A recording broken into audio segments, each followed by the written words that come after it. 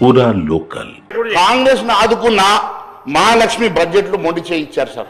నేను కాంగ్రెస్ లో ఈరోజు గవర్నర్ ప్రసంగంలో పారా 20 నుంచి పారా 26 వరకు మహిళల సాధికారత తెలంగాణ శక్తి అనే టైటిల్ కింద కాంగ్రెస్ సర్కార్ మహిళలకు మేలు కలిగే విధంగా పలు చర్యలు తీసుకున్నట్టుగా గొప్పలు చెప్పుకుంది. కానీ వాస్తవానికి మహిళలకు ఇచ్చిన హామీలు అమలు చేయకుండా వారిని నిలువుగా మోసం చేసి దగా చేసిన మాట వాస్తవం కాదని అడుగుతున్న అధ్యక్ష. కాంగ్రెస్ మేనిఫెస్టోలో అభయహస్తం హామీల్లో 6 గ్యారంటీల్లో మొదటిది మహాలక్ష్మి పథకం కదా అధ్యక్ష.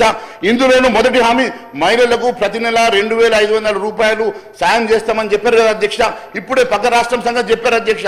మొన్ననే మహారాష్ట్ర ఎన్నికల్లో వారు కూడా పోయినారు అధ్యక్ష. వారు కూడా పోయింది అక్కడ మరి భారతీయ జనతా పార్టీ గెలిచింది అధ్యక్ష.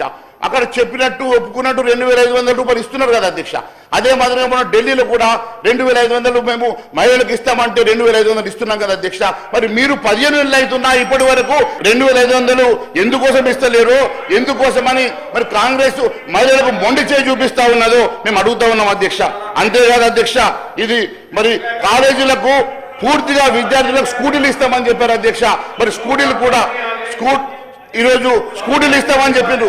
పెళ్లి చేసుకున్నటువంటి अरे यार आप उनके दोस्त है, आप उनके अलायंस में है, आप कुछ भी बोलो, हमारा कोई इश्यू नहीं है. हमको मालूम है, जनता को मालूम है, एमआईएम कांग्रेस के गोद में बैठ के कुछ भी बात करो, उसका कोई फर्क नहीं पड़ता.